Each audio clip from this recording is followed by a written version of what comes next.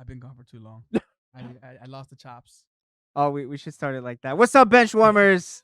We're back in the studio. It's been about a month. Eric is alive. Just like Arsenal's title hopes, they are still alive, baby. They're still in there. That Man City loss hurt too much. I had to take it into a mental break. So Mental break. We'll get into it. We'll get into it. Typically, Eric takes it on, but I think it's a nice way to allow the Arsenal fans time to reflect on the last, because it's crunch time, baby. That's it. This is it. Is almost done. The title race, top 4 race gap, that's heating up. Liverpool are right there, which is unfortunate for the rest of us and for Nico's agenda against Klopp. But we're gonna get into that. So, just a quick reminder: I'm Diego. Next to me is John, aka Gats. Nico. Nick. Yes. Next to him, am I still the instigator? I don't know. I'm just saying. My name is Eric, and and that's it. All right, fine. That's fine. That's fine, Eric. I'm a man. And behind the camera, our cracked producer, Marco. You. Nice to be back. Nice to be back. Nice to be back in the studio. It's a nice change of pace. So, Missed you really guys. quick, there's a lot that happened, and I want to address this first, just so we get out of the way. We need to have the mental steps that happened. Where were you mentally over the last about like 4 weeks, Eric? We need to know like what was going through your head. If you can take us back, not to relive pain, but like I think it would be interesting to like see the progression of how the roller coaster that's been going on the last few weeks. Oh man, so going on that bad run of form that we were in going into the Man City game. Yeah, I wasn't too hopeful. I already threw in the towel, and Man City did what they did. We lost, and then yeah, I was in the dumps. I was definitely in the dumps. Then we go to Newcastle, put in the performance we did. I didn't look at the City game, but I looked at the result. You know, it's a 2-1. I'm like, okay. Then you fuckers over here talking about Grealish feeling cramps. Now I'm getting my hopes up. So now you guys are fucking with my mental state because I still throw the towel in. I don't think we're winning the title. But now Okay. you guys are giving me a little bit of hope, and now I want to cry because I remember it was so close. It was right there. Just one of those games. Just one of those games that we tied. We just got those 3 points. So close. And now that I finally accepted that it's gone, and then you guys are over here talking, oh, I don't know how he feels. Oh, are ever going to bring it to them? Now you're getting my hope up, and now it's like mental torture. So I don't know, Diego. It's definitely a roller coaster right now. All right. Because you guys, I don't know what to think anymore, and I'm fucking stressed out again. You stressed out? Oh my Which I god. was past it, but not anymore. I mean, you could stay past it. No, because you guys are injuries and cramping. Oh, could Everton do it now? Like, and I'm saying it's fucking football. Anything can fucking happen, right? That's but right. no, it's fucking Man City. It's not gonna happen. Nico was going through this. Nico, you know what I'm talking about, right? Yes, sir. It's like you really, it's like you accept it, but then you accept that it's not gonna happen. But then somebody says something, like you fuckers over here, and now my excitement is like coming back up again, and I'm like, fuck, and then, like I've been thinking this whole time, like. Can it fucking happen? Actually, it's one game. It is one game. But no, see, then it's Man City though. It's just not gonna happen. I don't know. That's you guys brought me back to this self-torture state that I was in. Hey, listen, we have gotten right, guy. We have gotten Marco's take.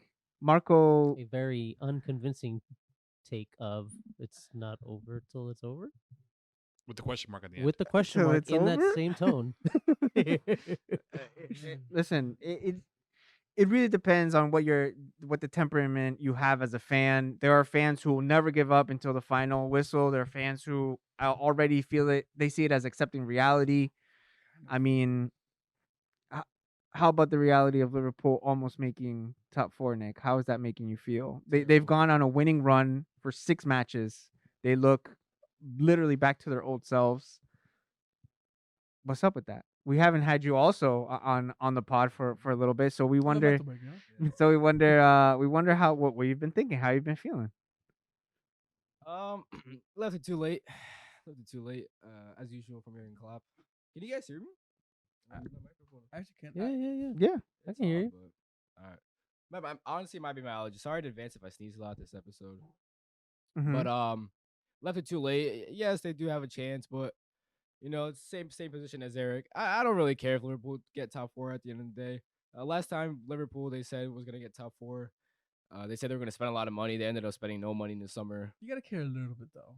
I mean, I know you would say it's a defense mechanism, but I mean, bro, like they're probably gonna win the Champions League next season. Like they're gonna go away like to fucking Ajax again or some shit. Like just for like 6 group stage games. Like just to get smacked by Madrid again. Like I'm good, bro. I'm gonna lie. I mean, if they make it, cool. But What do you mean they make it cool? That's your club. You gotta. I mean, bro, Champions League. Like if it's 1 year out, all right, fine. Like I don't.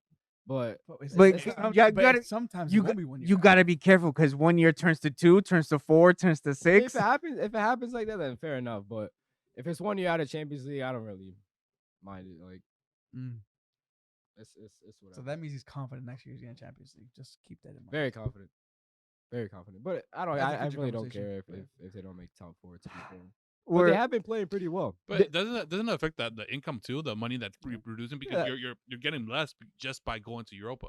That's why I brought up the point where Liverpool in 2021, they were promised that if they make top four, which they did with all those center back injuries, that they would spend money.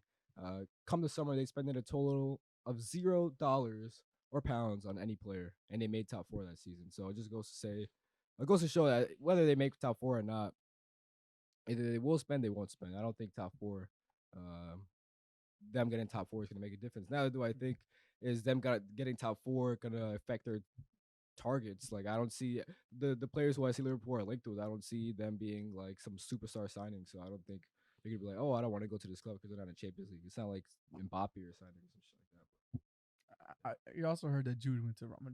No, I'm ecstatic that he went to Madrid. Actually, in fact, I'm actually pretty happy because Jurgen Klopp actually made a right decision of prioritizing more than, or maybe around 3 players more than 1 player. Because they would have been exactly like that. Liverpool would have signed Jude Bellingham. It would have been 1 player. They still would have been starting Fabinho and Henderson. It would have been the same season as this season.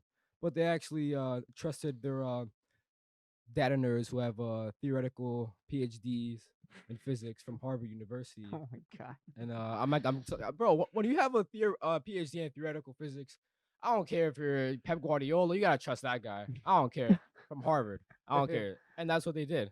And props to them. So, you know, I'm actually pretty glad Jude. I feel like happen. Nico's trolling when he said that. I don't know if you're serious or not. No, he I is- am being He serious. is being serious. He's being Okay. serious. So like, okay, you're happy that Bellingham is gone because it means that hopefully that money is going to be stretched. Yeah, exactly. Okay, so then I think this is a good follow-up question to ask. You've obviously heard of the Chouameni rumors going on loan.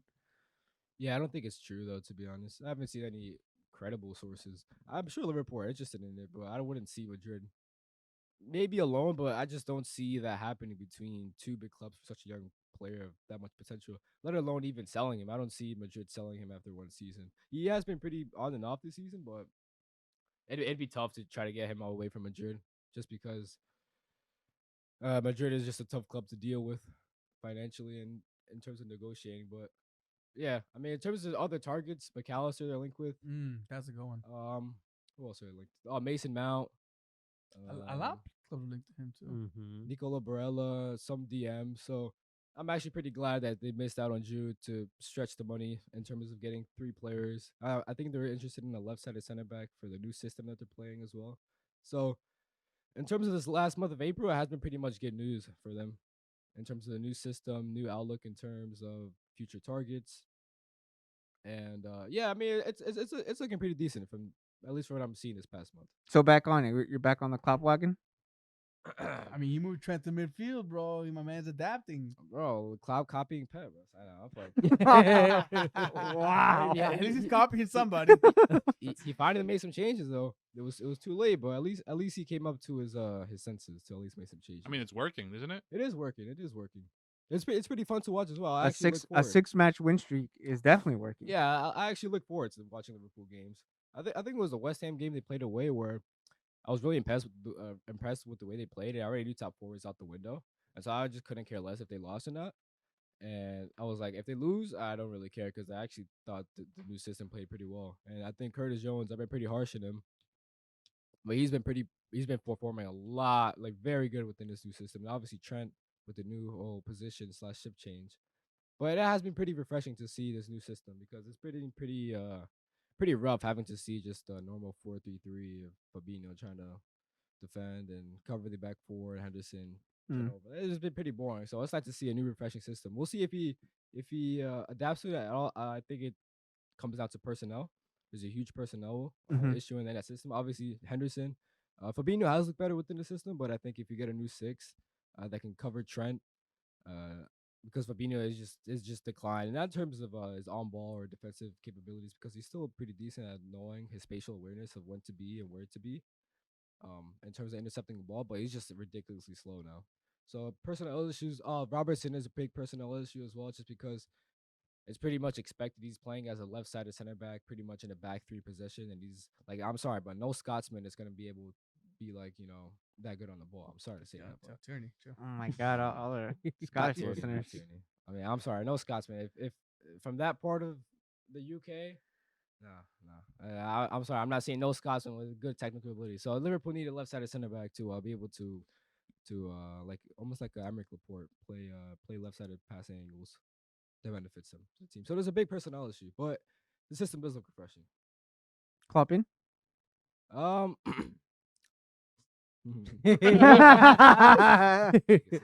The hesitation. I'm surprised you actually didn't have to answer that. Clap in. Hop in. in. I'm a flip flopper, bro. Jesus. I can't. Actually, I like that because The reason why I say it is because he changed his whole view on the Bellingham situation.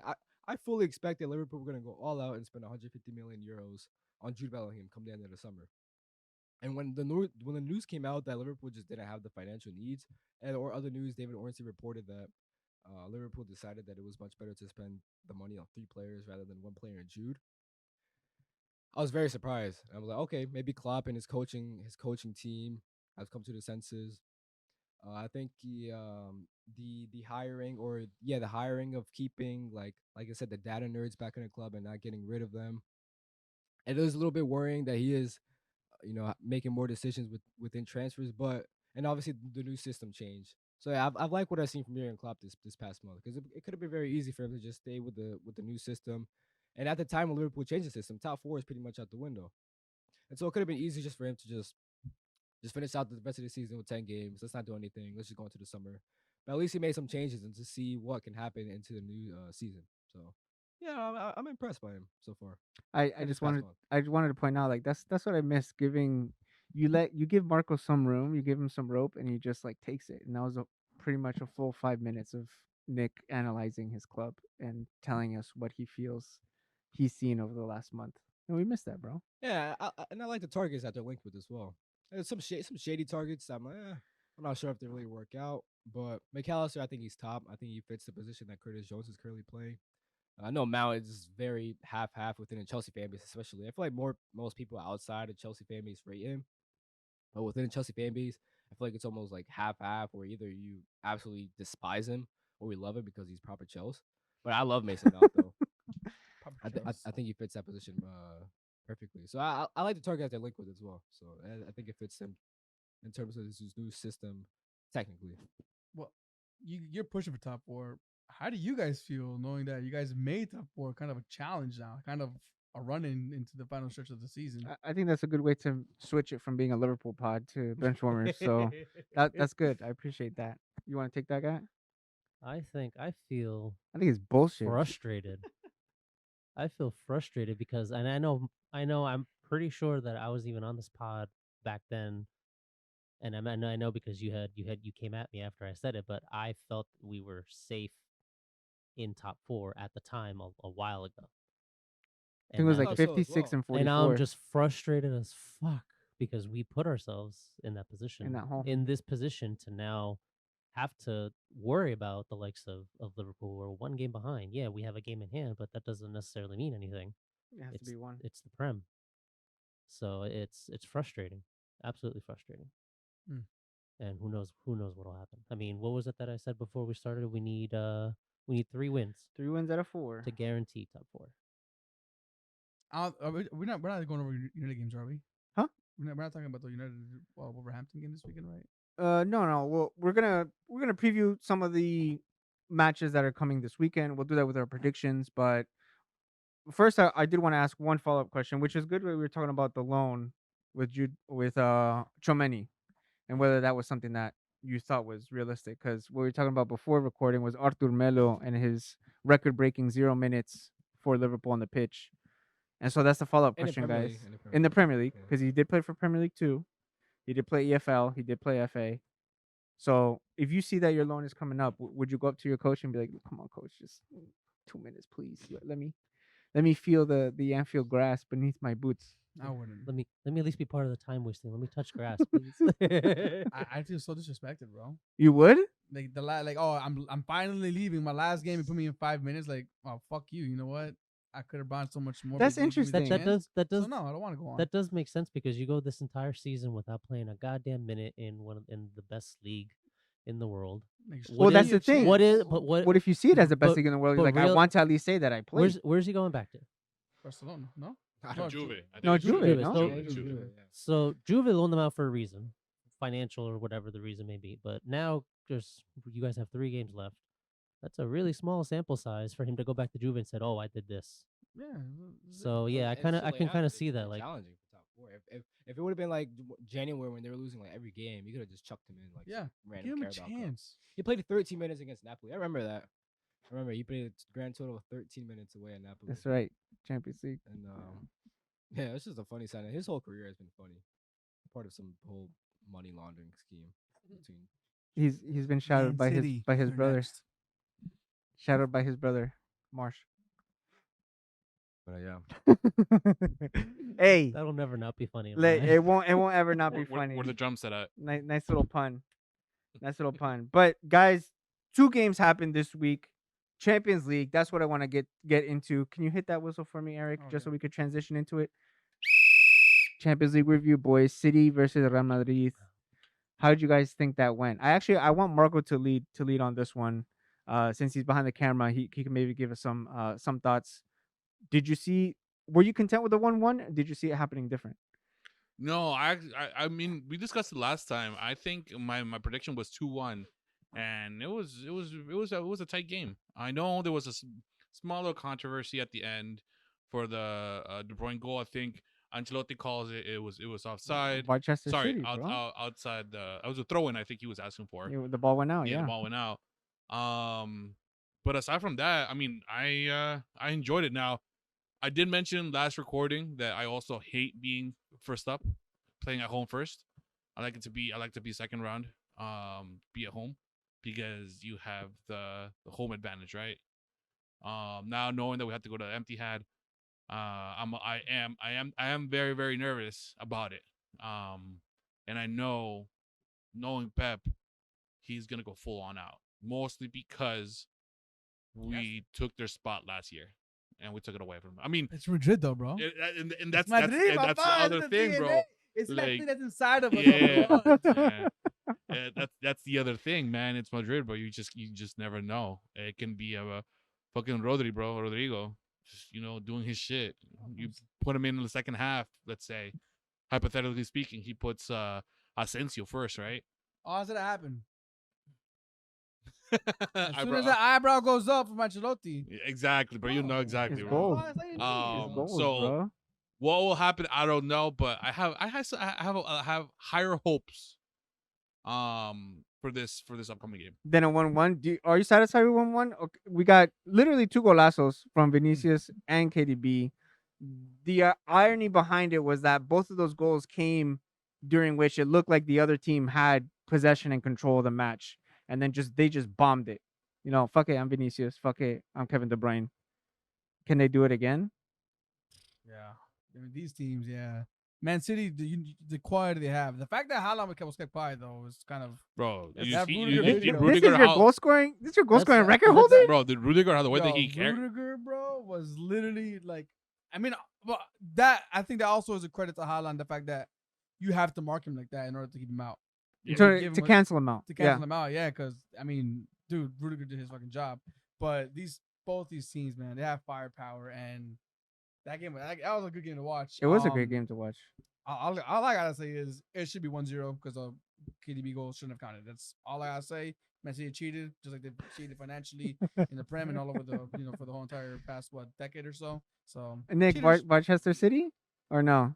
I mean, Listen, it that was an ve- image. That was an image that was put out by beIN Sports. All right, Like they had the 3D technology, recreated the ball, showed they it go to past the VAR? line. They ain't go to VAR, right? No, They don't go- They they don't go to can't go VAR for a war for for that, that. right? I mean, they Arsene should have Wenger because it said was that end up they being a should- goal, VAR should have but called it. correct. Yeah, 'cause it Arsene was Wenger part on of the- his These panel rules said are separate from Premier League rules, so it could because be. it was part I of the don't build. know. It was part of the build up. So like obviously, if they would have I don't called it, it know. would have been a throw in. That would have been just that would just kill the don't- momentum. I don't remember ever seeing them calling an out of bounds on the side on VAR. So I don't know if that's new or maybe we haven't heard about it. how But- far also was the ref the line ref? the linesman from that play. He should. I feel like he should have been able to he spot should. it. I mean, depending on how far he was, Because he it should was have seen by it. it was Well, close. I feel like it's tough to judge that, to be honest. 'Cause, Yeah? like I don't know. Maybe you're for like Why is there 20. a Like I graphic? feel like if you're like 20 yards away, it'd be kind of hard to judge in like half a second. Oh, did the ball cross the line? Oh, well, maybe if you look at it from the top, the ball is actually still on the line and it still stays in. Like the Japón thing in the World Cup. Yeah, Yeah. I don't. I mean, from the human eye, I'd assume it's like ridiculous hard to try to say unless the ball is blatantly over the line. But It was. Yeah, I mean, it Well, technically According to was. that graphic, it was. You know, what I'm Uh, saying? according- Cheaters! according to the but I feel like graphic. for a Technically linesman, was. if you're like 20 yards away, it'd be kind of hard to judge. Listen, we know that it's hard for linesmen because on Tuesday there was a linesman that was calling some I mean, Bro, that doesn't bro. happen. was often. calling That's some an offside call. wild offside. Bro. Offside call. Remember? Yo, Yes. all you hear is Aaron go, "It's outside." I'm like, bro, he's not even. He's not even. Look, All right, no, little this is- story time. Little This story is- time, Eric. This is all right. So we have we're in the over 30s league. Unfortunately, we're still looking for our W, but we're on our hunt. We're on our search. This is a good game where we progress. Like Giannis, bro. Huh? It's not a failure. It's not a failure, man. It's a learning process. It's a stepping stone to where we want to get. But so over 30s league, but the rest are over 60s. So that's it's gonna be 30. Yeah, 30. my, That's my, what my it man was is. trying. My man was Double, trying. double, bro. So so these rappers can't. This one guy, they can't keep up. They've all been bad, but this one I'd say was probably bad. For Was the both best teams. worst one? Yeah, The best worst one, yeah. So there was a play where Early on. early on, like I had to come off, and then they get a break, but they were onside. I just yelled offside, ref offside. He called offside. No, Bro, but like he was legit paying dude, attention to everything he- Eric said, like, bro. it was funny. it was Edgar and then Danny, and then behind them by at least a good 2-3 yards was their striker. Who started running and the ball was over in the air. He got to the ball. I just heard him yell, "Offside, ref!" And he goes, "Okay." Bro, it was so funny. I turned He around and whistled. walked away laughing. Yes. bro. Oh, we Because were I felt dying. bad. We I'm were like, dying bro. for that, man. Did he speak English? He spoke Spanish. He right? spoke Spanish. Spanish. Oh, okay. But, Yeah, he spoke Spanish. But he did that for both teams. Like that's the thing. Like he was like he mostly like kept to the center of the pitch, obviously, because he's not gonna be running back and forth. Yeah, he's. But it that's was just 60, fun. bro. To me, I was dying, bro. I remember on one of those calls, I looked at Marco. I was like, "Oh my god, Bro, no because it was every way!" single like it wasn't like even side by side, bro. It's like this is the defender, this is the other player, and Yeah, at you least still 2-3 would call it 2-3 like yards, they're bro. far away. They, at any trained eye, I think the guy needed glasses too, bro, because anybody would have Well, noticed I said it. over 30s for the players, over 60s for the referees. It's in the rule book for this league. He's doing his best. He's doing his Yeah. So best. I can't get mad, man. You because- can't. Yeah, If I it was got- He was funny. also very outside, blind bro. on a lot of other things. It was too, funny. It so- was funny. His, It his, was al- funny. his Alzheimer's were kicking in. Called the goal kick for us, and then 5 Oh. minutes later, he's like, no, corner. Yes. Josue got the ball. Gap puts it on the corner flag. Josue's coming over to take it with his left, and he walks over to Josue. He's like, "No, sorry." Bro, he called. Goal Yeah, kick. he calls it. He And then points he's like, to the and then flag. he's like, no, the guy brought it here. It's supposed to be. I'm like, the fuck happened? I don't. That's Hey, But so funny. it is what it is. listen, 2 draws, 1-1 draw. Just to recap that, the boys are still looking for the W, the notch in the W column. So we move on. 1-1, City Madrid. You had any thoughts about that game, Gat? Anything that was brought up? I do have to recognize the fact that goddamn Kevin De Bruyne always decides to do stuff like this when it comes to it. He's, mean, he's he still cheated, mad for at sure. Courtois, bro. He's still mad at Courtois. Man, you fucking blast. He's still mad. He's mad He at. wanted to he's- hit him. he's- Not yeah, that he was aiming for Courtois' head. He He wasn't was aiming for for the Courtois' goal. head. That was just a happy Fucking bonus. For my man. girl. Bam. That was that meme. You know, he's happy, but he's crying behind it. Yeah. No, I thought it was a good game. I think, despite the fact that City will be City, and of course they dominated and controlled most of the game. I mean, from my point of view, like it didn't feel like City were going to do much with the ball anyway. And a lot of credit does go to the entire back line, especially Rudiger being able to just have Haaland pickpocketed, because it seems like that's what they were trying to do the entire game. And because it wasn't happening, they didn't really have much else to do. And then and then I had mentioned it, you had brought it up too in the beginning.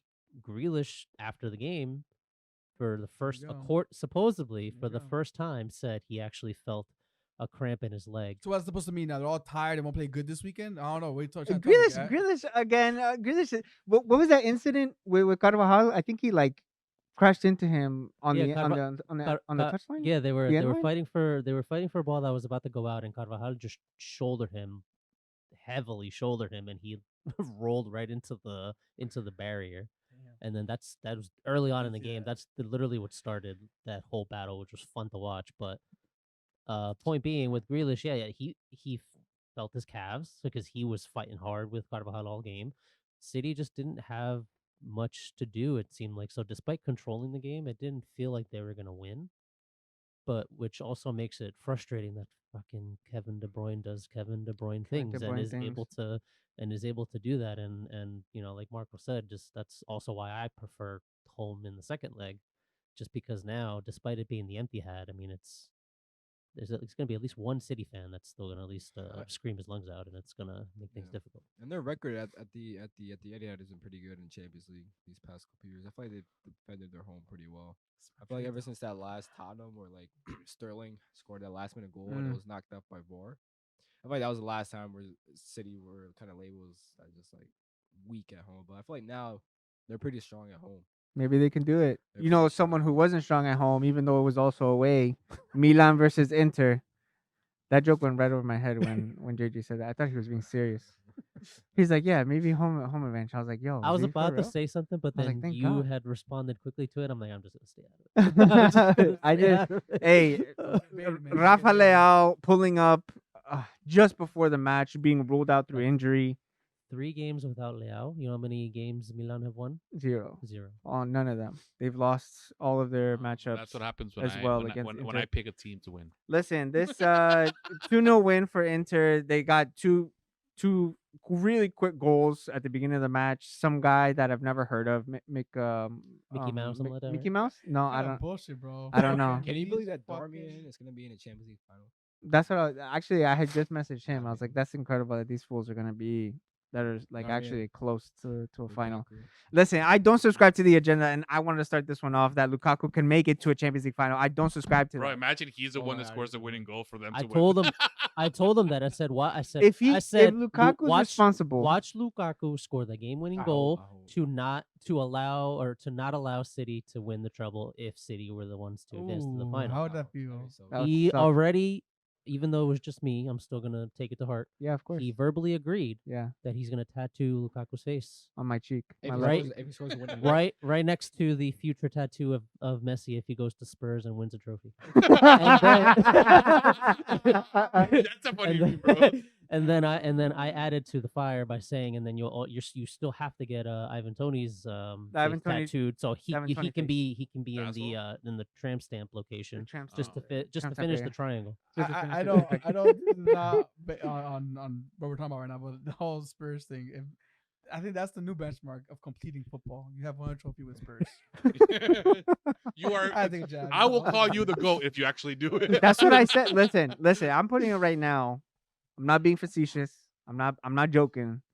If Messi somehow in whatever multiverse ends up at Spurs and he wins them a trophy, he's the undisputed GOAT, the undisputed all-time greatest of all football players that have ever existed or played or touched a football in their lives. He's the number one. He's the alien. He's the chosen one, and his face will get tatted on the right side. Imagine that happened though. It's never. I mean, again, if Lukaku becomes the one Wait, who so- stops City so from winning Champions If he League, scores a winning goal, if Inter just win. I feel like if he's I think it- involved I think it because he has was to be he was Lukaku. subbed down for this match, right? And I just want to point out Inter looked absolutely dominant and comfortable. It's like they knew, obviously, having Leao missing on the pitch, they understood entirely that okay, Milan have no sting, they have no threat, and they were freaking buzzing. It looked too easy, way too easy, and the way they scored their goals even worse because it was like they were taken completely out of the game really early on. It should have been another maybe. I think it should have ended 3 or 4 nil. They didn't have anything. So if he's involved, okay. If he's subbed on for the last 10 minutes, like, come on, that's different. I always found that these two teams, like, they're nowhere near as good as Madrid or City. I just find it kind of funny, like, they're just in the Champions League. That they're semifinals. there? Yeah, but I mean, it'd be if I think Inter's a better matchup, or better matchup for City to give a tougher matchup for City than AC Milan. I feel like AC Milan, if they're going to the final, they'd get smacked like By 3-0. either option. Yeah. I think Inter would still lose, but I think Inter could like put up like like Jose Mourinho 2010 low block, Low block tactics. type shit. Lukaku, Dzeko on the break. But it's just kind of funny to see those two teams, and I actually kind of like it. Inter, like the two historic clubs back in the final. It's pretty cool. It's pretty cool. I don't believe Marco, but it sounds like there's already this thought that Man City are going to be in the final. You know what? I'll take it as long as they start shitting the bed at Premier League and give us still one chance. That just I'll- messed him up even more. I will tell you this right now. That just messed him I up even more. prefer Man City advance to the finals and start Hey. rotating because you'll still have one Hey. more match. Can you tell them? Can you tell them for me? Like I don't want to say. I don't want to stay. With, Don't give him hope. Oh, go give Eric. Eric, Can you take, tell them? take your headphones off. You know? I just can't hear you. You're not talking right Go. next to me. La, la, la. Hey, listen, I do support Madrid as well when it comes to La Liga. So I'm only subscribing to City advancing for the tattoo of Lukaku. For the memes. For the That's it, memes. For the memes. tattoo of No. Lukaku. I would 100% right now. If they ask me what I would prefer, But it's not guaranteed, Marco. It's not but guaranteed. it gives you It's an not additional chance. Look, fact that you're giving them the opportunity to win Champions League And the league. and the league and the FA Cup. FA Cup, yeah. Oh, we'll take care of that. Don't worry. Ga- Well, you- God, no. That was the most God. JV. You know what? That Never was the mind, most never mind, JV never moment mind. I've ever witnessed. Never mind. Flip Never that mind. Never because mind. You know never what?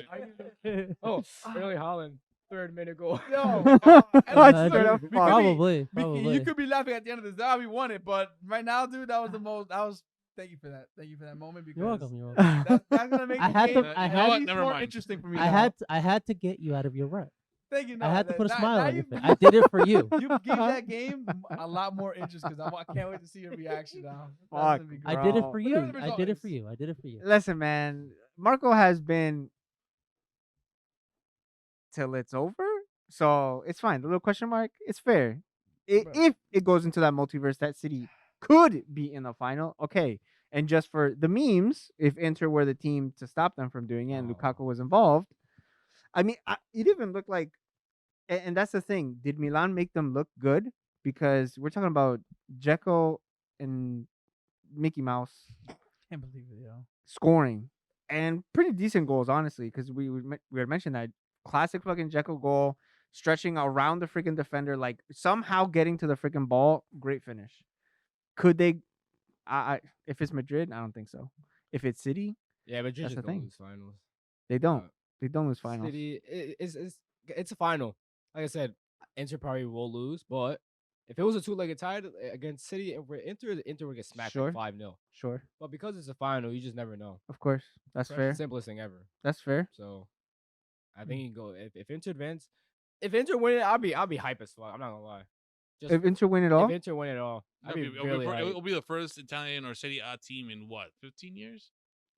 13. that's an interesting one. Yeah, yeah. And in fact, this is like the first time. Not even just two. I think one Italian club has been in the semifinals. In the Nah, semis. Juve. Since- Oh, yeah, since like Juve, like in yeah, 20, when Juve won, made 2018 it. or something. Yeah, when they made it for 2017. the final. Mm-hmm. 2017. No, it would be 15-16. 2017 because they Jesus. lost against Juve. I mean, they lost against Madrid. In the Yeah. final. Yeah, so 17. But yeah, I'd be happy if Inter won. I can't lie.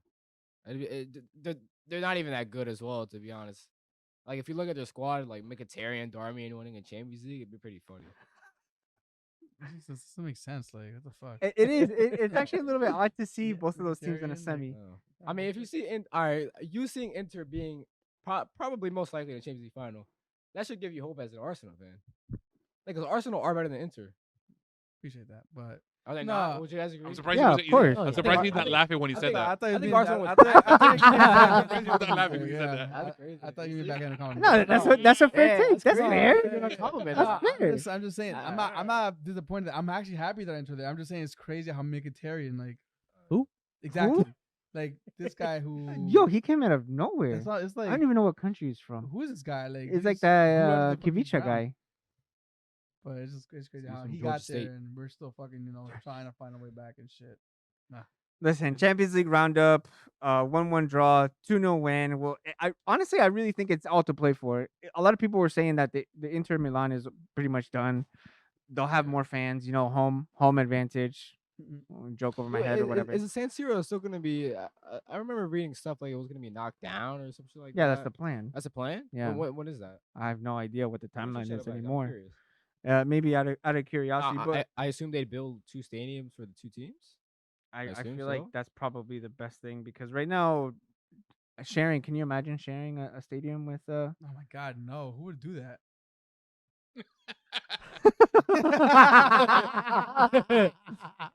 We actually had the discussion at the end of last podcast. Excuse me. And that's the only reason why our Excuse me? fucking Rebel Arena has a fucking trophy. Oh my! Here we go. Listen, Every time we walk into that arena, all right. we are the champions. They're Okay? building a new We are at stadium, home. right? All right. I saw that, right? Yeah, like in some freaking parking lot, bro. No That's one's gonna go right. to that. That parking lot, you know what's gonna have that No. the Rebel Arena doesn't have? A chip. Listen, Let's go. listen. Yeah, and no fans. If Hey, you had hey, to, hey, if you had to share a fans, stadium, only fans that would go and Only fucking fans. stand behind a post. Okay? if you had to share a stadium with Spurs, Oh god, I would. I mean, it is a good stadium. I can't lie. let's The say, toilet? let's say you guys have to move into the Toilet Bowl Stadium for next season.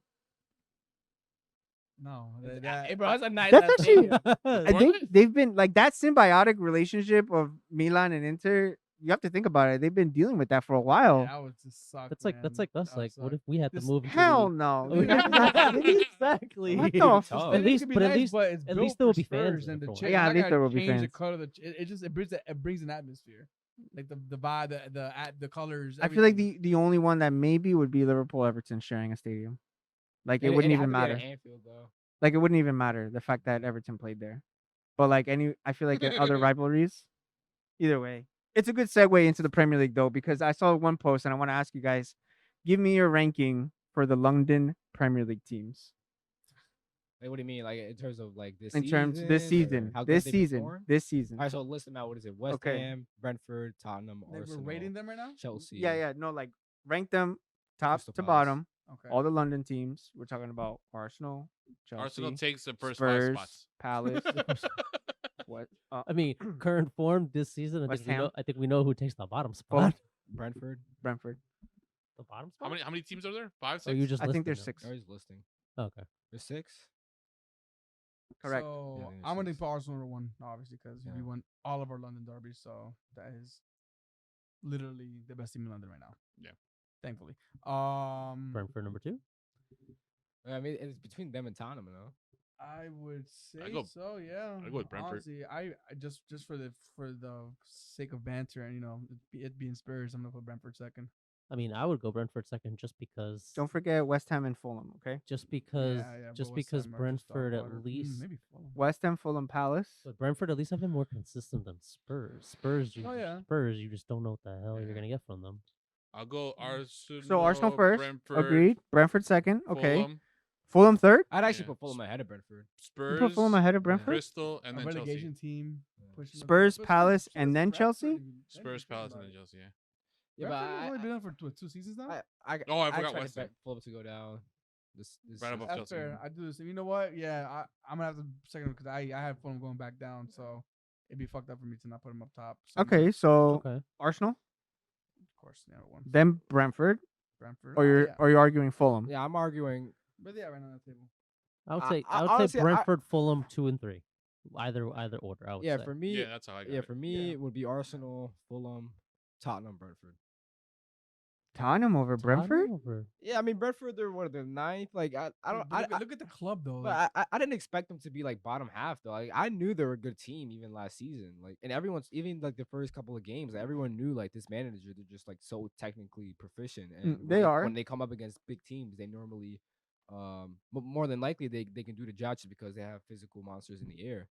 But like Tottenham, I don't even know. Like I feel like they're both teams kind of just floating in midair. I don't even know if Brentford are still contending for European spots. Are they? Mathematically, technically, yes. Mathematically, yes, because they're ninth on 50 points. They're more likely to get into conference league at this point. Three games to go. Yeah, I mean, yeah. Honestly, I don't between know. those, I would say they're all interchangeable. but- Okay, so then we'll do like you said, Arsenal, Brentford, Fulham, Brentford. That's 3, and then we have left Palace, West Ham, Chelsea, and Spurs. Oh, so Chelsea last. West Ham had to be right above Just get right to it. Yeah, I agree. I think West Ham and Chelsea bottom 2. Yeah. followed Yeah. by Palace. And I'm Spurs. pretty disappointed by them, and Yeah. Tottenham. Yeah, probably. They yeah. passed. They deal with a mid-table team. Yeah, I expected. thought they were gonna do better. I like their team. The second of the year, haven't they played pretty well since Roy Hudson? Yes, That they was have. honestly that was so incredibly predictable. Just like Because everyone thought everyone- Roy Hudson. Oh my god, we're gonna get him back. But the thing is that He started also, scoring to their credit, the people who thought that I'm referring to, people who thought that second Vieira was untimely, Palace had the easiest run of their season immediately after, and Roy Hodgson took advantage of all of that, and he's been doing great. He even has freaking Zaha scoring, and of course he gets injured again. But that's what we're saying. Eze, Olise, all those guys looking incredible, just because again he's taking advantage of all that. So I guess 2 universal truths, which is what I wanted to get at. Arsenal's top of the London teams, and Chelsea's the worst. Love it. I love it, man. Oh man, I'm off for the Chelsea banter, man. I'm off for the Chelsea banter. However, speaking of Chelsea, Yes, apparently the fate of the Premier League lies in Chelsea's hands correct. Why so? Oh, Man because City. they play This is a theory. their last the last 4 games. They have a direct hand in deciding top 4 Almost all of it. and relegation. They play. I know they play Newcastle. They play Newcastle. They play City, no? City. They play City, which could decide Yes. that. They play us. They play us, top 4. They Holy play shit. and they play one of the teams in relegation that could decide if they're going to go up or down. I Dude, forget which one it is. It might be Chelsea? Forest. I forget. I'm going Super Frank. Well, how many games is that? 4 or 5 4. games? They play. Four. Yeah, they play Yo, Forest it's next. Forest. Marco, we are Chelsea Forest. fans until the end of the season. Yo, We are Chelsea. Why, bro, yo, go get the ball. Make Ace stop biting it, please. Yo, finally have a Chelsea. We finally have a Chelsea fan on the pod. We finally have a Chelsea fan. Chelsea podcast. fan on the pod. So yes, shit. I thank you for bringing that up. That is Super Frank. it's an incredible conspiracy, but it's also absolutely true. Chelsea have a hand in deciding all of the outcomes across the table. So they play Nottingham next. That's at home. Then they play City away. That's the title. Then they play United away and Newcastle at home, which is top 4. Yo, we are Chelsea fans. Bro, until the end of the fucking season, bro. That's crazy. I'm asking for a Chelsea jersey. I'm wearing that shit on the weekends. So it sucks because as much as Chelsea have had such a terrible season, Chelsea fans can have like, oh, we fucked up your title, Yep. win, Mhm. or your top 4. That's win. so Yep. We relegated you guys. That's Despite, crazy. despite the 600 million, despite That- and everything that's- else, that's, like, the despite everything crappy else part. that's going on, if everything goes their way, That's just literally to spoil everybody else, that's all they're uh, gonna focus on. a sport washing ass club I washing everything away from their season and being able to point away from it. man, I've been seeing some banter from Chelsea fans saying that if they stop Arsenal winning the league, they'll finish with the same amount of trophies as Arsenal in the same That's such season. a stupid joke. It just makes it so like Listen, man. ridiculous. Listen, man. Apparently, I just want people to understand that Chelsea have no history. Okay, I'm standing by that. Pre 2000. If it's pre Free money 2003, laundering. Sorry. pre 2003, Free sports washing. Roman Abramovich is what made your club, and I stand by that. I stand by that full. But we're gonna get into some of the previews for the Premier League this weekend. We're nearing the just about past halfway point of the pod. We're gonna get into our prediction, boys, and we'll end it with Fantasy 15. So some of the games this weekend, we did pick a few to predict. Gat, if you want to read those off, and we'll focus on what we think is going to be the score lines for those matches. So let's just start, I guess, from the first one in order of when they actually played this weekend. Everton versus City. Huge implications on both sides of the table. Obviously, the City implication, but then Everton are still And they're still Heavily they're relegation threatened. Still You got in Everton relegation. at home. Yes. Everton's at home. Next stop. Oh. Don't do it. Don't do it. Bro, You told me Let yourself. let me tell you. Nick, don't start backtracking on what you've told me in the past. Don't get your hopes up. You've been here, I have been here. so you know what's gonna happen. So stop. Just tell me that so you're gonna win 5-0 and then Wait, move on. wait. Answer me this: is it under the floodlights? That's a big factor. No, it is. Well, what time is it? What It's time? going to. It's going to be an afternoon I will kickoff tell you at in 4 a p.m. second. Sun Yeah, it's an shining. Sorry, 2 afternoon. p.m. It's at whatever 9 plus 5. Yeah, 2 p.m. Nice weather. 2-1 City. If it was under the lights, it would have been a 1-1. I'm telling you right now. Guys, games under the floodlights is just different. It's just different. It's a different atmosphere. It's just different. It's just different. But when it's like a 3 p.m. over there in the UK kickoff away at It's I still don't like under the lights, but yeah, under Palace, it's like easy 3-0 battering. But I thought the game was at home for City. The fact that it's at Goodison, Eric, your relegation fight, Everton Stop. have to go But for then it. just to torture Eric a little bit They more. spoiled it for us they spoiled Champions League for us last season. See now you're nigga spoiled shit. Fucking Just Premier to- League for Just to Man just to City. torture Eric a little bit more. They smacked Brighton. Surely Everton are gonna bring it to City the same way And they brought it to in the Brighton. reverse fixture, Everton did hang on Yep. to a very famous 1-1 draw this By season. Frank Lampard. Right? They did. Correct. At the empty head. At the empty head. Correct. Remember what we always say about relegation teams and how they have to fight for their Okay, lives. see your fucking scoreline. Hold on, bro. Damn. Oh shoot. I'm gonna go with 1-1. I said 2-1 City. Yeah, Yeah, I you did.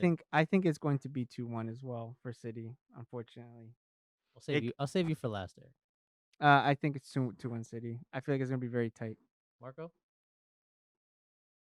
What do you think?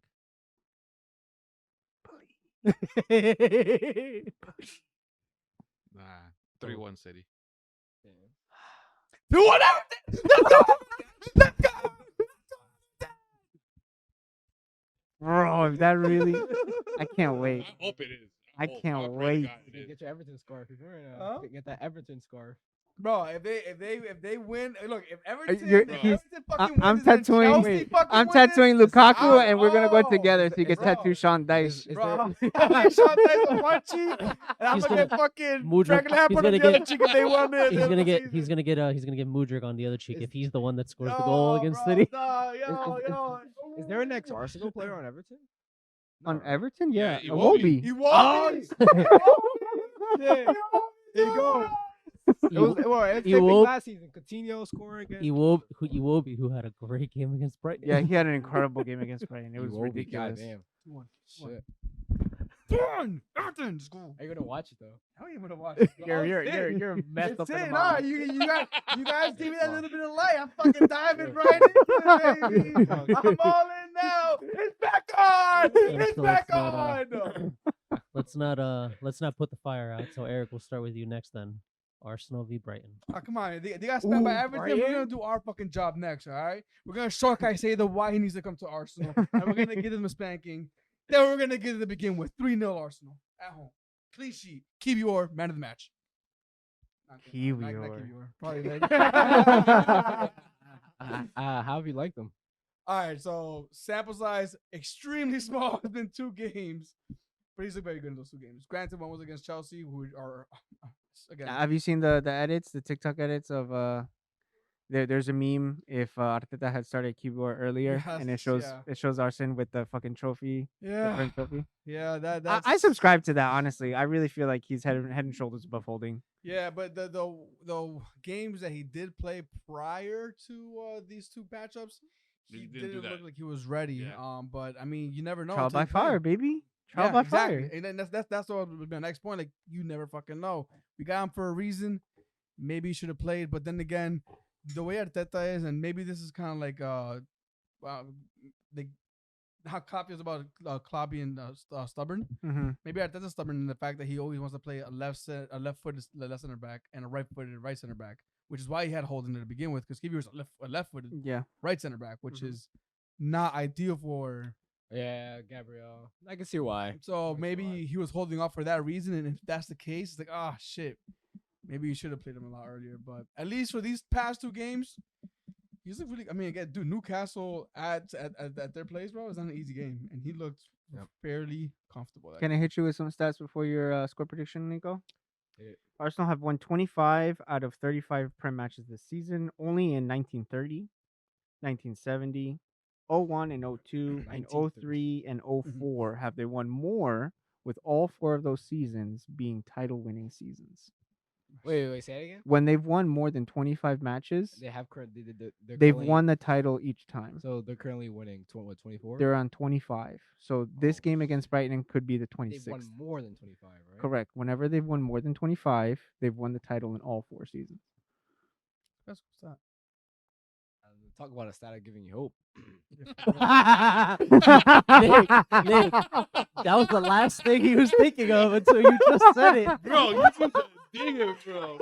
Bro, he fucked with you at the beginning of the season. He's fucking with you more at the end, bro. And I'm like, that's a cool stat. Yeah, tell me more. Tell me more. Yo, Nico has been fucking with you all season, bro. No, that was the Well, end. on Over here, spot. like, fucking like No, Bro, I'm was- just bro, listening. he- I'm remember, just he used saying to it. laugh. hope, and then he goes He like used calling to it laugh out. at you. Well, you because I'm back here. At the beginning of the season, every time you said anything good about Arsenal, now that No. Diego's We saying need a- it, he's like kind of Listen, like. Listen. We need to end the season montage of Nick and Eric going back and forth on this. Scoreline, Nick. laughing in the beginning and then this at the end. What's your scoreline, Nico? 2-2. 2-2. There goes our title hope then. 2-2.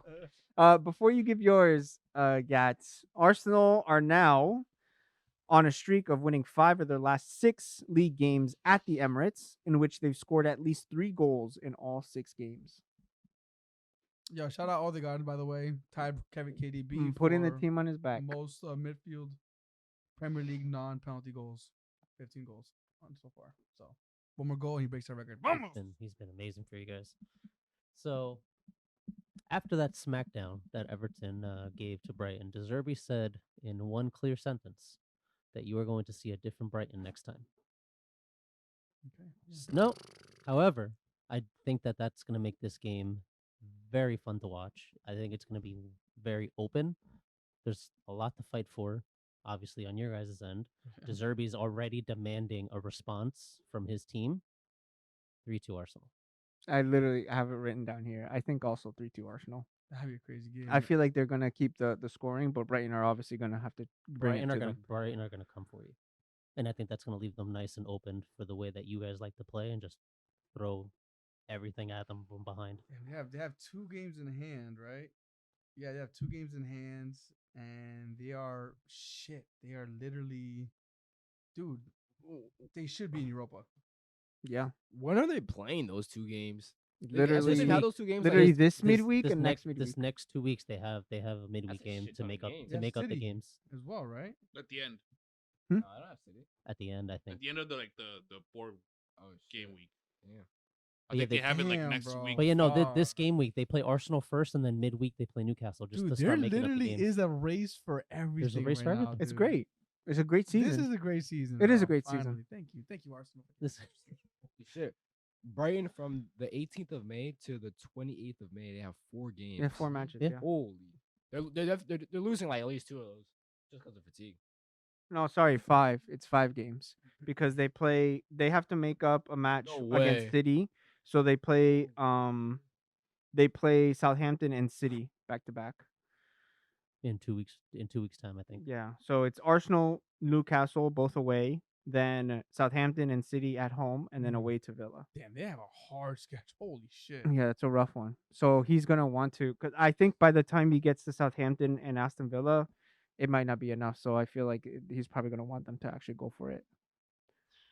Did you give a score Nope, not prediction, yet. Marco? Let's wrap that. Arsenal Brighton, what's up? 3-1 Arsenal. 2-1 Arsenal, got it. It's nice. Last one. Last one. Huge implications on both ends of the table. Leicester hosting Liverpool. Leicester sitting on 30 points, needing to get out of relegation. Liverpool 1 point behind Manchester United for top 4. Any stats? For this one, just For this head to head, particular man. Head to head, Yeah. Liverpool are in the last 10 matches 6-2-2. versus Leicester. And in the reverse fixture, going back to last season, they've won this match 2-1, respectively, 2-0. And only in the quarterfinals of the EFL Cup back in 2021 did it go to pens where they tied 3-3, that very famous 3-3 match. I remember. That was a good day. How you feel about that, Nick? What do you say? Stinks of a 1-0 Vardy dagger. Jamie Vardy's having a fucking party. He saves Leicester from relegation. That's another thing too. A lot of people are talking about how this is Vardy's like Swan sunset. song? Yeah, he's a swan song. Didn't he his score sunset. against Everton? No, He got a Everton- penalty uh, saved against uh, Everton. He had a penalty saved. Against Everton. It Yeah. was terribly taken. no, I thought it was Madison. Oh, he Madison- scored the penalty. Madison was the week before. And he So, scored. dude, there's been like 50 games these past 2 weeks. There's been a Like, lot. I, man. like Liverpool have played like 6 games this past month. Like, I mean, holy you shit, also there's a have been on game every- finals, right? Yeah, Madison missed the every- yeah, penalty something. against Everton, and then Vardy missed the penalty against Fulham, which they lost that game 5-3. Yes, and then they got a second penalty in that same game, which Madison finally put away. Yeah, I never liked King Power away. There's always there's that solid missed penalty last season, and there's that whole Ozan Kabak Allison disaster in the COVID season. I never liked playing away there. I feel like it's always never a blow. The last time it was a blow was when Trent had like that masterclass of a game, like 3 years ago. You sticking by the 1-0 dagger, or what's up? Nah, I'm gonna go actually 2-0 Liverpool. 2-0 Liverpool. Nice. I'd go 2-1 All right, we're going this way, Marco. just because I'm gonna go. I'm gonna go with a 3-0 Liverpool. 3-0 Liverpool. Yeah. I'm gonna second that. 3-0 Liverpool. I think that they could probably throw a wrench in those plans, but there's no I can't see. It's more about Leicester's defense than Liverpool's attack in my head. So I have a feeling it'll be 4-1, just to be a little different. It does put pressure on United, but I think realistically, Everson, awful, bro, terribly. Fulham without Mitrovic and without Pereira, and they destroyed Leicester. That's who United play. No, the They did previous Wolves. match No, the previous was match. Fulham Leicester You guys say Wolves, right? for Leicester City. We We play play Wolves Wolves at at home. home. Had to win. We play Wolves at Wolves home. at home, a team that's Oh, you guys are home. Oh yeah. yeah, we're home. Thankfully, 3 out of the last 4 What's the games. quote unquote toughest game United play? For us? Technically, Chelsea? Bournemouth. Oh. I see it as Bournemouth just because of Away at Bournemouth? relegation. Away at Bournemouth. Yeah. Okay. They also have Chelsea. I know Chelsea suck, but it's I mean, But you had to mention it though. it's Chelsea. Chelsea, yeah, it's- Chelsea's at home and Fulham's at home. I think the away game to Bournemouth is going to be. You remember that Joshua King flick over Maguire? I remember Joshua King shitting on us. Yeah, I remember that goal. That was funny. What was it? That 4-1, terrible. 4-0. That was- I- that was I'm just weird. gonna add some fuel to the flame because I know he has an agenda, and I don't know your guys' agenda, but De Gea in? the Or hair. Gea No, out? no, No, You're not there. Done. he's what has it been? 11, Por 12 fin. years. Yo, years. I did not It's- say that from you, honestly. It's, Okay, it's time. it's It's time. time. I mean, It's time to go. Who's that from? Rest in peace, Clark. I mean, yeah, Ten Hag is still backing De Gea, and he keeps saying, "Oh, we want him here. We're still talking about contracts," which apparently he finally agreed to. I don't know if the number was released yet, but no numbers. rumored somewhere like 200,000 or something like that. Significant pay cut from what he's been making. Oh, but still, damn, 200K. That's a Holy lot. Shit. That's Yeah, of rumored. course. Yeah, still a lot, but I mean, he's making 375 now, highest paid goalkeeper, doing fucking cooking up howlers every fucking week. But so no, I think it's time. And I was telling Diego the other day that Ten Hag is probably backing him so much at this point just to keep that level of experience there, despite the actual experience he's been bringing. But so I know there's for sure, hopefully, going to be a new number 1 next season. Have Wow. we been fooled into thinking Ten Hag is like this juego de posición kind of manager like Pep and Arteta? Because I thought he was that kind of manager coming from Ajax. Like he was gonna be all like tiki taka, only wants technical players. And then I'm not. He's been doing a pretty good job for United, 2 finals and competing for top 4. But I feel like most of his like style has been not like just kind of a little bit of pragmatism. I don't know. Like especially the fact that he wants to keep De Gea. I thought it'd be the whole complete opposite with Ten Hag coming in. I thought he'd go out like, yo, find me some fucking goalkeeper from Spain, from the second division of Spain, who was like incredible with the ball at his feet, and he'd bring him in. But the fact that De Gea is like the complete opposite of that, I'm just surprised he's like wanted to keep him in. Well, I mean, to be fair, just to Ten Hag's credit, and we have seen glimpses of it this season.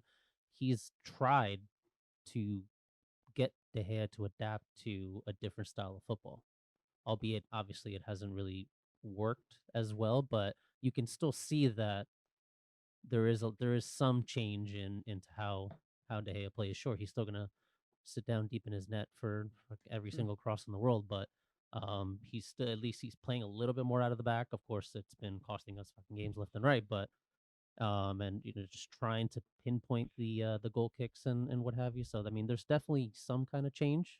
It's just not to the speed and level that Ten Hag would want. I wouldn't be surprised if that De Gea contract was somehow tied to whatever management wants. That's definitely tinfoil hat. But I feel like exactly that. If he has said before that the one of the reasons why he's adapting the way he's playing is that he doesn't have the personnel to do it. And frankly, I agree with that. Yeah, We that's don't why have they've done a players that pretty good hold on job. to the ball. We don't have players that have that type of role in the team yet.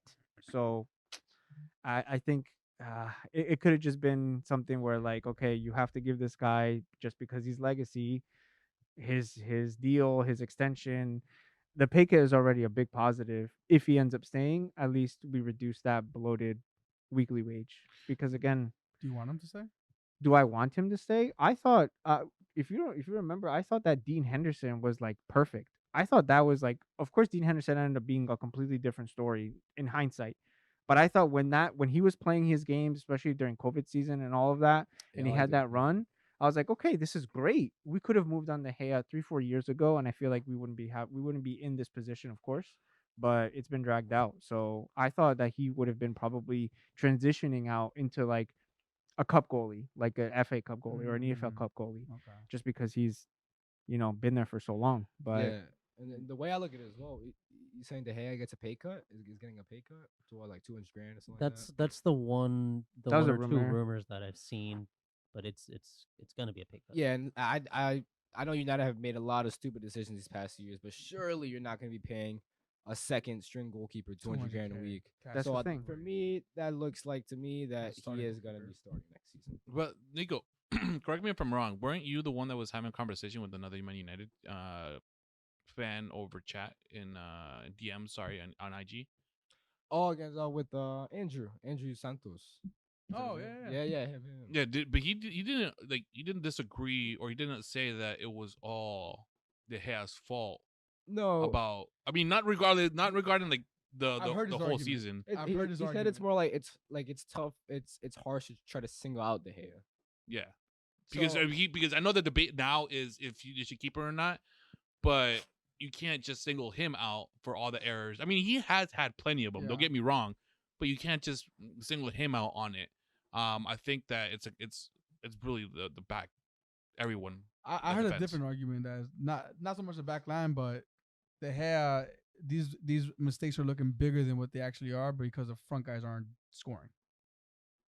I disagree. That's the argument that I've heard on at least the channels I've watched. Football Terrace, and I've watched them pretty good. Actually, I think pretty good. I mean, I think Um, it definitely highlights it because if nothing is happening on that end of the pitch, then everyone's going to Like- just like- let's- naturally like- focus on What what's we, going what do on. we back. say? Las que no meten.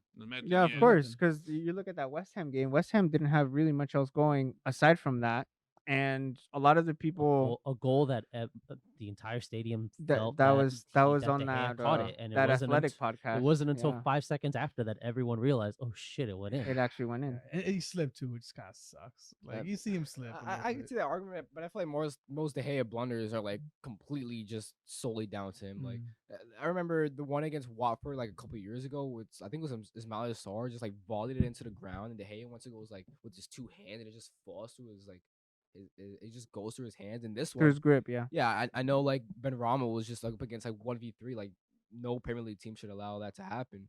But that was the ball. The pace of the ball wasn't even going that fast, No. so that's just inexcusable just for him to boom right there. Yeah, just I've seen a lot of people throwing their hats in this week, this past week because of that. Yeah, I as well. I've seen that. But he a has lot. 15 clean sheets, That's the conundrum. which is kind of but- crazy which for is like a funny. keeper that has so many clean sheets. Like I mean, but he's always been good for his like quote unquote shot stopping, like point blank shot stopping like that. Boom. But then I think the one thing, like, I mean, to Marco's point, yeah, it's hard to just single out just De Gea because yes, he has 15 clean sheets, but who was in front of him for most of them? Who we do not have now. Harry Maguire. I mean, yeah, that's like So yes, losing Varane, who I thought I saw earlier today, may or may not be back for to end the season, but losing Varane and Martinez was a huge blow. This whole time of him racking up these clean sheets, especially I think it was a couple weeks ago, the last time Maguire started, which seems like a while ago now. There was that one goal, I forget what team it was, where Maguire asked for the ball at his feet, despite there being like three players. away at Sevilla. Yes, despite there being three players around him, Maguire still asked for the ball at his feet, and De Gea gave it to him, not looking up in depth and actually seeing, no, there's three players around you. I'm gonna just boot it or go somewhere else. If that was Martinez or Varane, they would have gotten out of that. So, to Marco's point, you can't always put the blame solely on De Gea because Maguire should never ask for it in that position. But De Gea Should have never passed it either. should have never passed it either, but he still wanted to trust his captain The process. That's to what you guys get are out of building it. to be. Right. Because right. he's playing, by the way, Ten Hag wanted to play. He And is. It backfired. Not his. Not fault. great, but he's trying. Yeah. Yeah, he's trying. So credit It's for not trying. about trying though. At this point, like you have your wins, you have your title, you have your legacy, all of that. It's not about trying. It's about executing. It's time to go. And if it's not something that you can adjust to, then I think you got to move on. And moving on in our episode, gentlemen, back to the draft league that Gat plays by himself. Some fantasy 15 notes for everybody on this double game week 36, so we Farmers can League, wrap Gat. up. We have two little pointers at the end of this segment that we can chat about, just to leave it on a lighter note. And Gat, you can kick off our notes for game week 36. So A double. Game week 36, a double game week where Newcastle and Brighton, as we have spoken about already, they have some games to make up, so they both will play twice.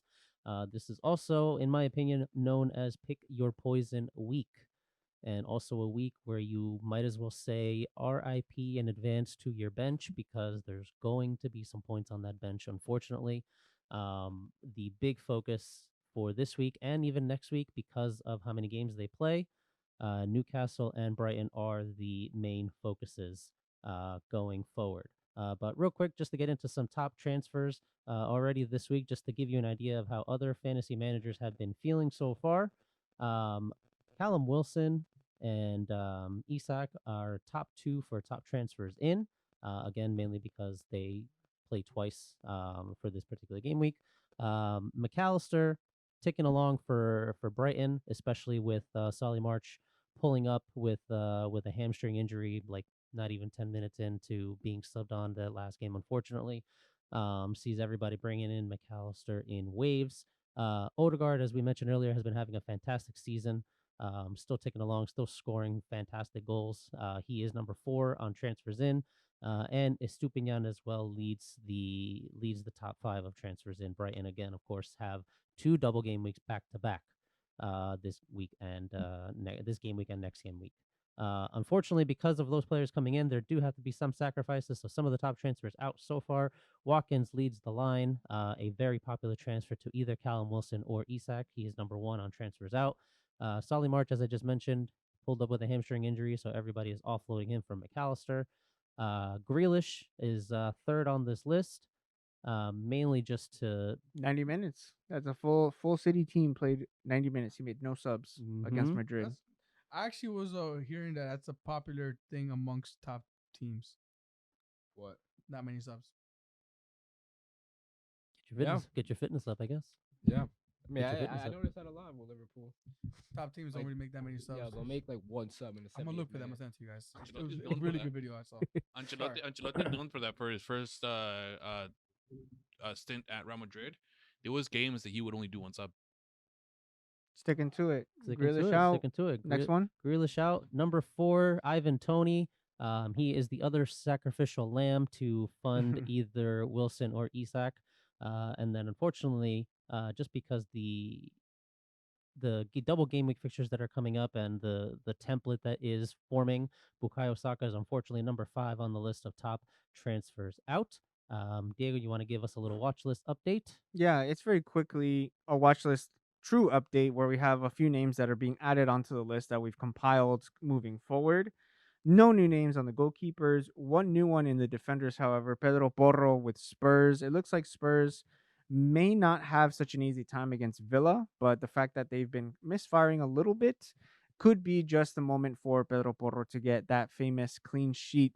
He has been very active as far as going forward, so that's one of the main reasons why, at least from a fantasy perspective, he's on the watch list for the remainder of the season.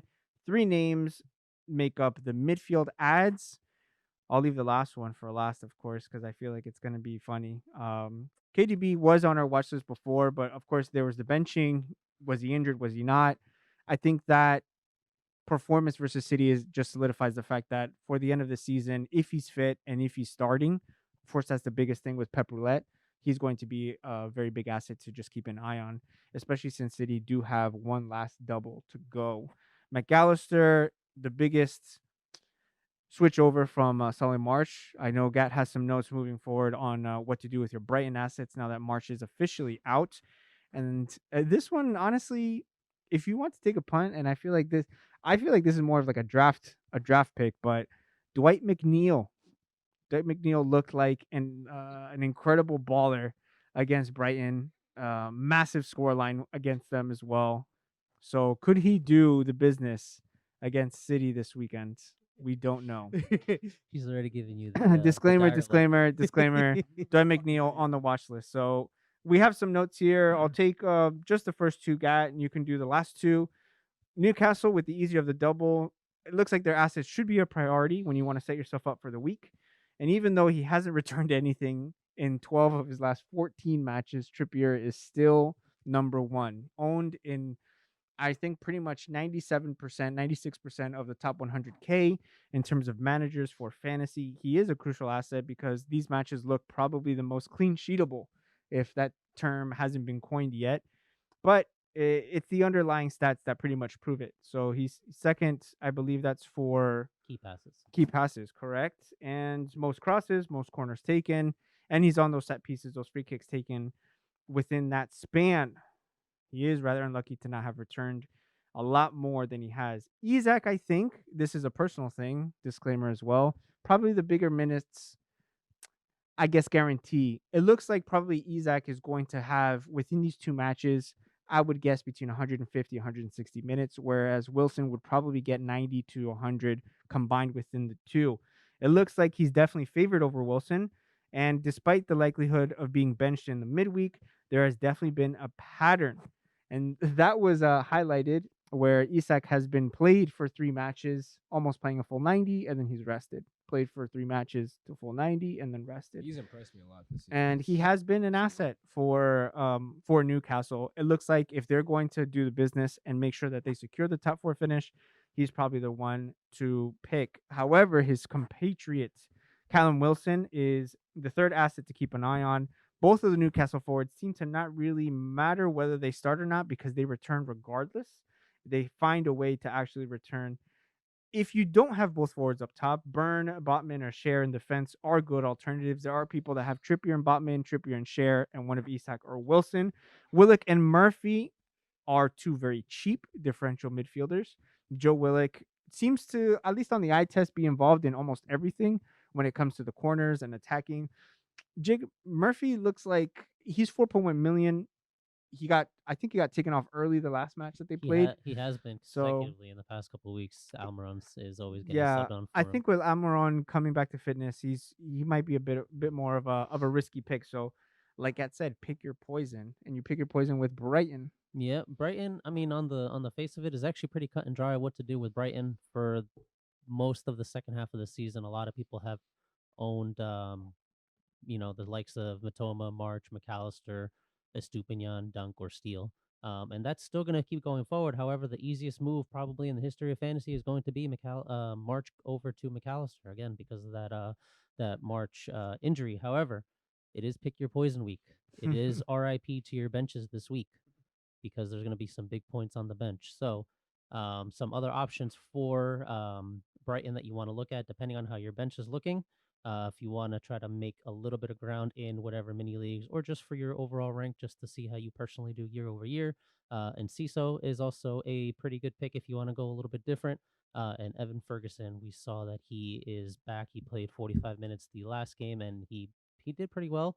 I think he hit one off the post as well, if I'm not mistaken. So that is an option. Now, going over quickly to the benching migraine that we have this week, a lot of people do own Estupinian. And unfortunately, those same people are probably going to bench him despite having 2 games. Unfortunately, the template seems to be favoring a lot of managers having Trippier already. Either Shaw or Lindelof, surprisingly, is actually in that template. Trent, Estupinian, and either Botman or Shaw. That is a crazy headache to have to worry about every single week. So, what a lot of people seem to be doing, because of how shambolic Leicester have been, they're actually starting Trent over Estupinian. So just keep that in mind. If you are going to be one of those people, maybe even transfer Estupinian out. Maybe if you even want to. Don't be a Um, stupido and the- get Estupinian out. so really quickly, just to give you a quick idea of how the template is forming, if you are still like on a free hit, for example, or if you do still have like a wire card left that you just checked out and you want to try to get back in for the last couple weeks, right now it is very strongly favoring towards Kepa in goal. They do play Forest next, which is the reason why he is just ahead of pretty much anyone else between the sticks. Trippier, Botman, and Trent form that back three. McAllister, Mitoma, Salah, and Rashford are the midfield four. And then the most popular forwards for this week, Haaland, Isak, and Wilson. Unfortunately, this very same template also sees 2 of either Grealish, Shaw, and Estupinian on the bench. So again, RIP to those bench points because there's probably going to be a lot of them. So let's round it off with some captaincy notes, Diego. Captaincy shouts really is going to be either between Isak or Wilson just because they have that double game week. 2 chances, 2 picks at the pie, 2 lottery tickets for them to get a nice juicy score away to Leeds and at home to a Brighton who seem to be struggling. They look sluggish. I think the Leeds game is probably going to be the biggest one, but you're going to have to captain them against Salah away to Leicester City, a very weak Leicester City side, and Haaland, who is Haaland, the goal scoring record holder in the Prem, but He can't beat his own record. Apparently. he can't be his own record. So maybe Yeah, if you want to have you lose guys your seen that points, Dean Dixie shit. Have you seen Dixie that? Dean. Yeah, Dixie we- Dean. yeah. What is it? 60, 63 in all comps and or something like 63 all that? comps. 1930, baby. 1930. Before Hitler was running riot. Listen, 1930, it still existed, it still happened. So Haaland, those are really the popular picks. You want Isak or Wilson, depending on what the minutes are. I think it's pretty fair. Salah against Leicester, I think, is also a very safe bet. And then Haaland, this is the highest scoring asset in fantasy, so you can't really go wrong if you want to go that route. Of course, if you want to make up some ground in your mini leagues or wherever you find your team, you could go with some differentials. One of those is McAllister or Matoma. They do have the difficult of the 2 doubles in this game week, but Arsenal and Newcastle both away.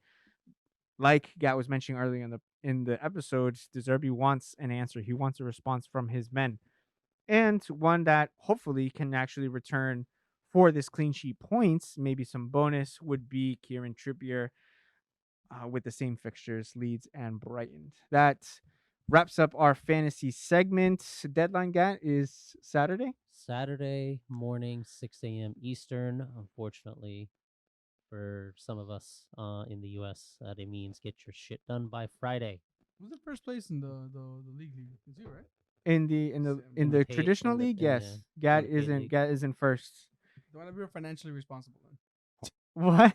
Yes. That one, I'm- okay. yeah. But I am sweating a little bit. I am looking over my shoulder as United are with Liverpool because a certain someone Hey, you is gotta keep them honest. is trying to You gotta catch keep me. him And honest. credit to him because I was telling him at one point and he actually he clarified it. I was just about 100 points ahead of him. He's about like 40 points behind now, so he's been making up a lot of ground. I mean, to go from 3 digits to 40. I'm really curious how much of the one device they follow. Actually, quite a bit. You'd be surprised. And really- and I'd like to go I'll back look on into that. that. I had just sent Gat as a side note, fantasy segment done, a website that kind of tracks all of your stats throughout the season. It, like breaks down every single little thing down to like the last small detail about like who you captained, if the transfers of players you brought in gave you points immediately. It was great. Like whoever built that site. So I'm gonna dig into that and see what's up. I wonder how much doing Fantasy 15 has actually helped you guys out. Maybe. Because you're forced to actually like look into like Oh, all absolutely. I mean, I don't pay stats. attention to shit. But I'd say I'm in 4th place. So Huh? I don't pay attention to shit what they say, and I'm in 4th place. Are you serious? He Yeah. is. He is. Yeah, but I'm like 200 points behind them though. Damn. Yeah, Holy I swear to God. shit. Like Diego, if you can look up the stat right now, like the lineup. How far into it did you get? Did you like forget? I still do it here and What was there. I've forgotten weeks. Don't get me wrong. Like there's weeks that I'm like, fuck. the- There was, give there up was a week that I 2. was supposed to. I think I said it here that I forgot completely. It was like a double header. Like it was gonna be in a weekend and during the week, and I forgot to do the transfers. And I woke up like Oh, I think you mean 5:30 shot. a.m. to do it, and I was falling asleep. When I hit the button to do to submit it, it was 6 o'clock, so I couldn't do it. Yeah. Yeah, I was like, bro, every swap it was like 10 minutes. I'll fall asleep with it. But I'm like, so I've missed a lot, but I'm in 4th place. Oh yes, Yeah, yes. in the free league. Yes, he's- yes, yeah, you are. In the free league, You are he's in 200 fourth. points away. For whatever it counts, whatever the draft league mathematically now No, it's I don't care about impossible. that. Nobody cares about that one. I'm talking about Yeah, this one. Gat has now mathematically won the draft league. Correct. Okay, there you go. He wanted the credit for that. Wasn't gonna say it. No, he wasn't gonna say anything, but I'm pretty sure. He I'm pretty sure something would have been said. Yeah, honestly, You I'll wouldn't- put you're it. not I'll kidding. put it like that. You're not kidding. I'll put it like that. Three game weeks left. This is crunch time. So in your mini leagues or wherever you are, this is the moment to take some risks. One of the lowest scoring game weeks that we had just before. So to wrap it up and not keep it on fantasy, we talked about it just before we got on this episode. Mikel Antonio and Callum Wilson. You know, speaking of Newcastle assets, shooting the shit on their podcast, just straight up bantering, and making fun of Richarlison. What do you guys think about that? How do you feel about that? I mean, It's you know, it's hilarious. you mentioned Draymond Green having a podcast where he literally keeps things, real. yeah, he keeps it real. So this aptly named by Eric Pandora's box that now has been opened, it's confirmed, hard confirmed that these players banter each other and probably laugh about, wow, he really is. What do you say? He's on 4 yellows. He's 1 away from a suspension. Yeah. He So joked. so they were talking about, and Mikel Antonio had mentioned, oh, this character scored 4 times. 3 of them were offside, and all 4 times he took his top off. Is how he worded it. And then Callum Wilson starts laughing and says he's almost on suspension just for taking his shirt off. Dude, can you just imagine like the drama this is gonna start? Like the next time they which is not this season anymore, but next season when they go up again. Yeah. You know Ray Charles is gonna see that. And who's to say that maybe he doesn't go on some of the podcasts and start talking shit about them. Bro, this is fucking I love it. The drama is gonna cause it's gonna be reality TV meets for Premier League, bro. It's great. And then just the Real another Housewives of the Prem. another note that Callum Wilson I also mentioned, which we haven't gotten both of your takes on it yet. Gundogan being on a hat trick, City getting a penalty, and Haaland giving it to Gundogan. Well, if that were you guys, Yeah, we spoke about it on we the spoke about last it. EP. We spoke about it, but we haven't gotten your guys' take on Would be that. interesting. Being on a hat trick and then Haaland giving Gu- a penalty to him. Yeah, so it Yeah. was what last week or the week So before? Yeah, in, week in prior. an alternative world, you knowing that Pep told you you did it once, you fucked up. You cannot do it. You are the penalty taker. And hypothetically speaking, the next match, Gundogan had the same thing. 2 goals, penalty comes up. Never Do got a you hat give trick him? before Do in you his get? career. Yeah, he's never had a hat trick. Do you give Ooh, them the pen? Gundogan. Yeah, good. 100%. Yeah. If Okay. it's a I think it 2-2 was- game in this Oh, season, it's draw. Oh, the draw at the a moment. 2-2 game, that's the winning pen. Pep wouldn't forgive me for that, so no. But Pep says goes. That's what I said. I You- thought it was already the game was in the dust. No, and they won. Oh, no. okay, no. That was a scenario we Yeah. conjured up. Technically, it could have been that. Technically, it if could have that been was that. the case, if it was in the dust, 100% give it to Gundogan. Yeah, let him get his hat trick. But because Pep, Because it was that game finished 2-1. It was close. Like yeah, let's so not game that deletes, that's yeah. Pep giving Haaland the responsibility. That's saying that's your job. Like if you don't listen to him, you're literally tell your boss, I do whatever I want to do. That's what I said. So I would say, yeah, 100%. So Gundogan wouldn't take seniority. The fact that he's been there for longer. If Pep said you take the penalties, you take the penalties. Especially when the game's on the line, given how the title's looking right now, anything could have happened. But like I said, if it was like a blowout and it was like 5-1, and Gundogan was on the hat, yeah, give it to Gundogan because What about you, Nick? Pep would understand. But if it's game line and let's say he fucking misses it, Which he Pep is did. like, I fucking said you fucking take the penalty. I fucking told you. I'm not gonna bench you because you're the fucking top goal scorer. But I'll penalize you. I'll give you a spanking. If when I you get could home. bench you, I'd bench you. Yeah. But But no, 100%. If Pep says, dude, Pep is the best coach of all time. It's pretty much known as that, except for Champions League. But I was about to say domestic. best domestic asterisk. but yeah, but he says, go. He says goes. It's coach. What about you, Nick? Are you passing off the ball?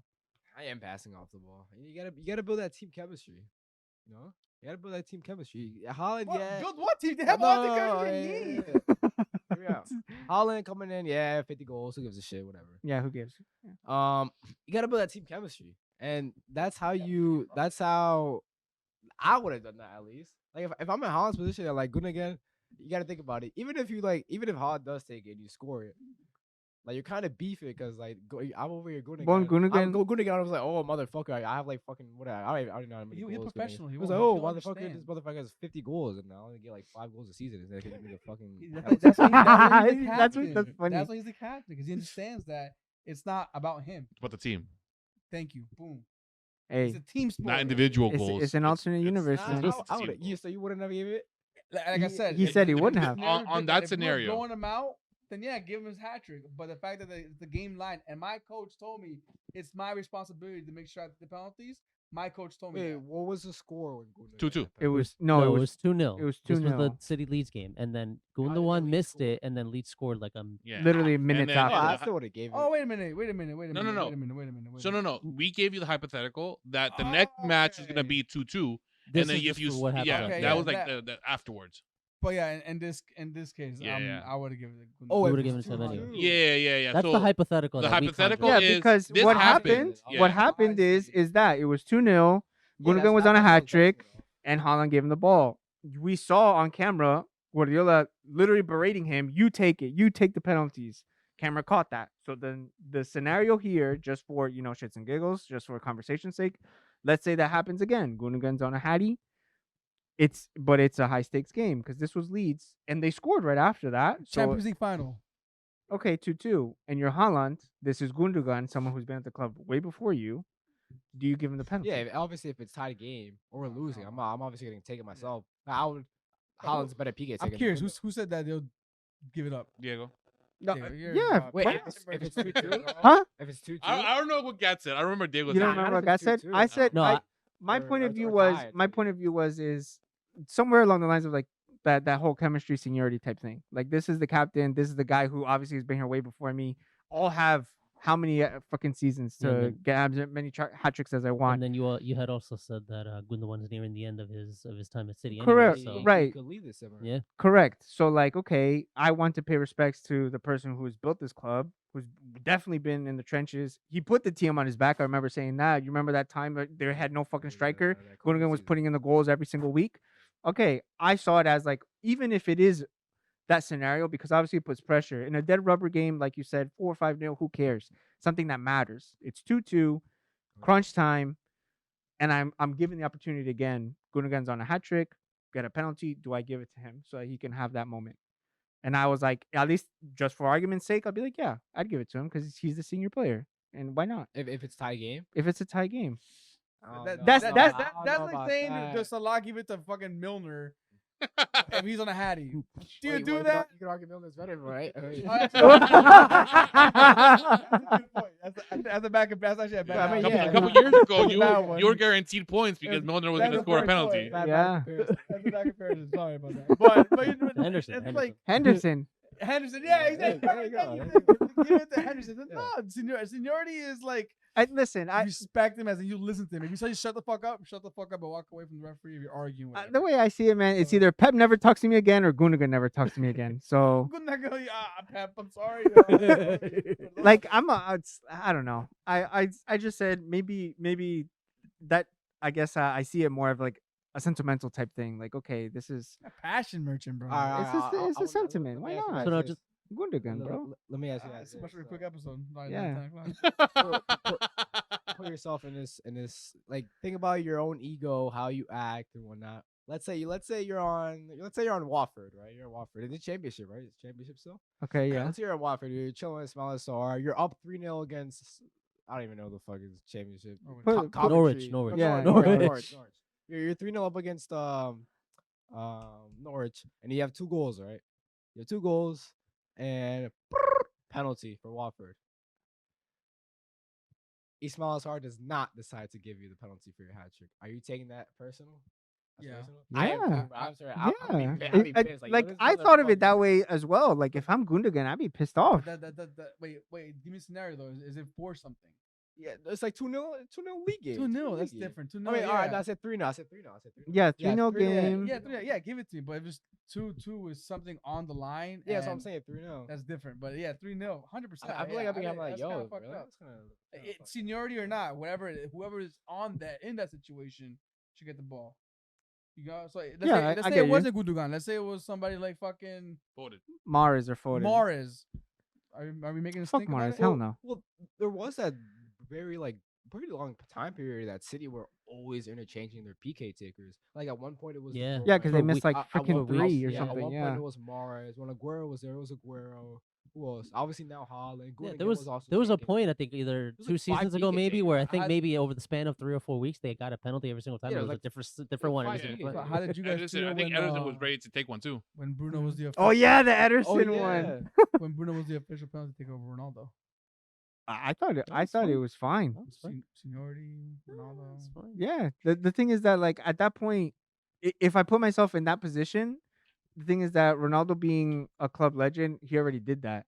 Like what he did is done. But Gundogan he's is still known there. as Pinaldo though. Of course, he's known as Pinaldo. What Of course. comes to my mind is the Andy Martinez interview, which I'm sure you guys saw. Right. He was talking about Ronaldo. He said he visually saw him get upset that Bruno was taking it, and he just started like antagonizing. So wouldn't you just give it to Ronaldo at that point? No. No. No.